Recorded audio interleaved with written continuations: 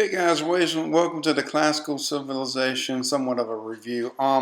First we're going to talk about ancient Mesopotamia. Ancient Mesopotamia is known as the land between the rivers. And the two rivers is referring to are the Tigris or Euphrates, which are irregularly flooding rivers, which you should already know by this point.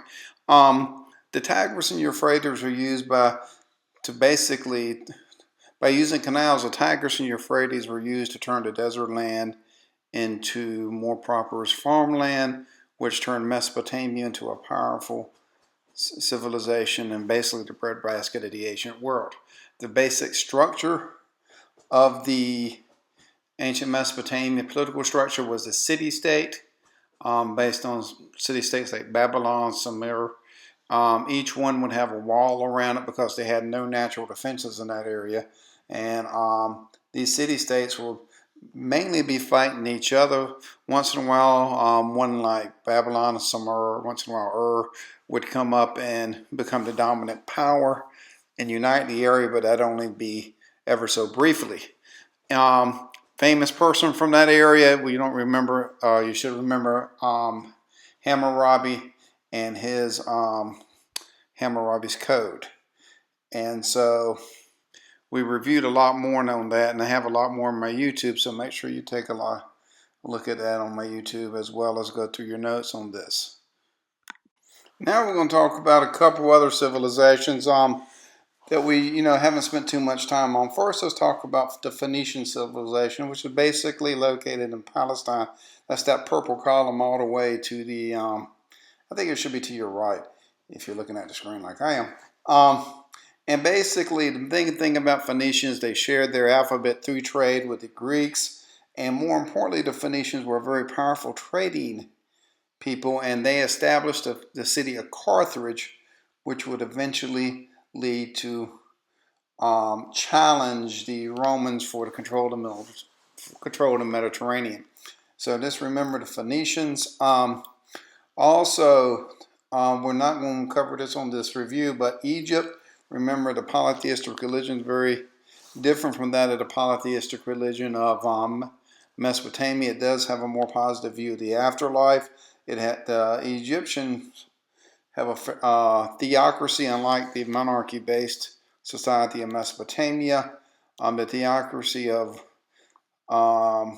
Egypt was well established because of years and years and years of isolation. It made a very strong government. And that government survived repeated invasions. That did the basic culture of ancient Egypt. And this was basically due to the geographic isolation of the region. And this isolation is predominantly caused by two primary things. A, the eastern and western deserts that surround the Nile. B, the Red Sea, and you can even include that the Mediterranean Sea helped lead to isolation of the area as well. A couple things about the Nile. Remember, it was regularly flowing, meaning they knew when it was coming. They just didn't know how far it was going to flood. And the Nile provided Egypt with basically most of everything it needed as far as crop-wise, made it a very, very big agricultural producing region.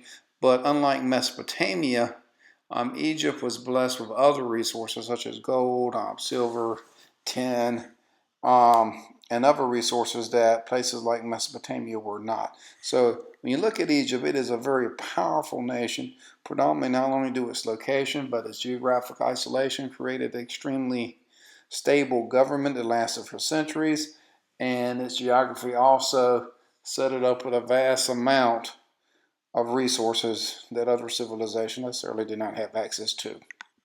All right, the next three civilizations we're going to talk about are the Persian Empire, the Mauryan and Gupta Empire of India, as well as the Han Dynasty in China. These are round up the three non-European classical civilizations that we need to discuss. And what we're going to start off with is the Persian Empire. Now, the Persian Empire is located roughly in the modern Middle Eastern area. It stretched from India all the way to the borders of Greece and down through Egypt. It was an extremely rich and powerful kingdom. Geographically, The Tigris and Euphrates, once again, was the major river system in the area. But it really transpired all the known geographical limitations and features we have talked to in the past, just because it was just so large. Two great leaders of the Persian Empire were Cyrus and Darius. Cyrus basically set up the policy of toleration that would come to define the Persian Empire. He was also known as the road builder. Darius would divide the empire up in 20 different districts, which made it easier to control and to control. Other empires we'll see would eventually copy this model. The advantage of accepting of the policy of toleration set by Cyrus was that it would make it easier to control other civilizations, because if you think about it, if you tolerated the other civilizations' beliefs and language, you just changed the people at the top. And so the people at the bottom would not necessarily really mind the change in leadership, so long as their customs and beliefs were respected. And basically, the Persian Empire, guys, was a powerhouse. It was a powerhouse simply because of the vast number of people it did rule, the vast amount of territory it did control, and the wide variety of resources it had at its disposal. The next civilization we'll be talking about the Indian civilization, particularly the Mauryan and the Gupta empires. Both of these empires are somewhat similar and modeled around the Persian structure of leadership, and we're going to take a look at that now. The first great of these empires are the Maurya Empire, and around 321 BC it first came into being. It took over most of the Indian subcontinent. However, its most famous ruler was a guy by the name of Asca. Asca was a very brilliant military mind. He won many, many battles and campaigns, but after one particular campaign, he grew tired of battle, and what he did, he figured out there had to be another way to basically rule or to live, and he converted to Buddhism. But by his conversion to Buddhism, it helped to spread Buddhism throughout the area. Whether Asca intentionally or actually did convert over to Buddhism or use it a way to better rule his people, I do not know, or I think only he knew himself, but his conversion had a big impact on the area by making Buddhism more accepted. After Asca's death,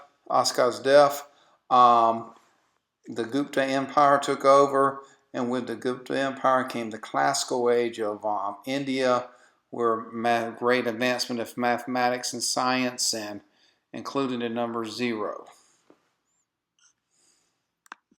Now we're talking about the Han Dynasty, one of the classical civilization of China. Prior to the Han Dynasty, you have the older Shang Dynasty.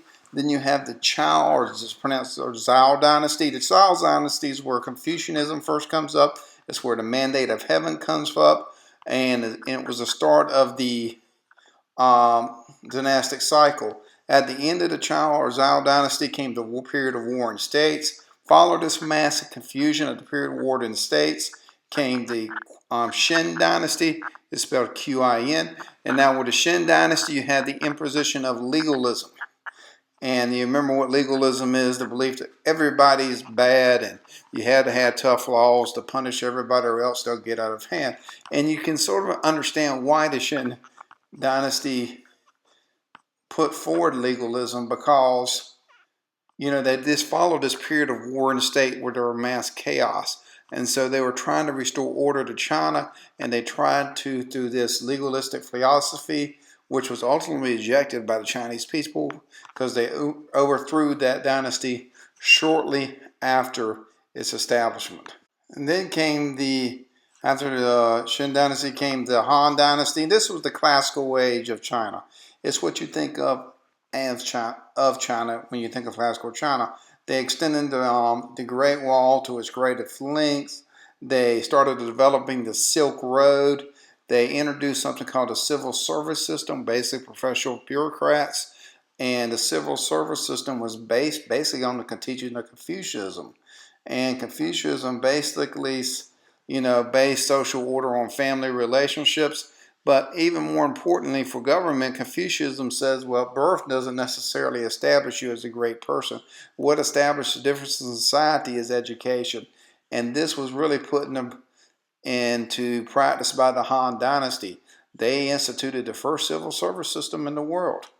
And these exams were based on the teaching of Confucius writing. So the first time in history, education has become a means to advancement.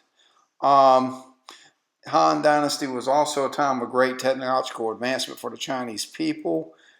Paper became more productive. Silk was traded. New methods of agricultural production was invented. A number of different, the water wheel, the steel plow, or the iron plow. And all this was invented during this time. The Han Dynasty also expanded the Silk Road virtually to its greatest extent. One of its greatest customers was the Roman Empire, who coexisted at the same time with the Han Dynasty, and who had significant contact with them through dealings on the Silk Road. And you also got to wonder that around this period, the Roman Empire started adopting professional bureaucrats, or basically civil servants. And was or was not this the influence of ancient China? And so, guys, this concludes this section of the review. Now, you've got Egypt on other YouTube channels. You've got China on other YouTube channels.